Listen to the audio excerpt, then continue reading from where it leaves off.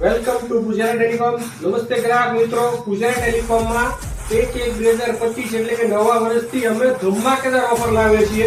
બધી જ કંપનીના પ્રાઇસ ડ્રોપ ચાલી ગયા છે, સાથે ક્રેડિટ કાર્ડનું ડિસ્કાઉન્ટ પણ છે અને પૂજારા ટેલિકોમ તરફથી સ્પેશિયલ ગિફ્ટ આપવાની છે. બાપુ ગિફ્ટ આપો. ચાલો ગિફ્ટ આપી દો. એક ગિફ્ટ.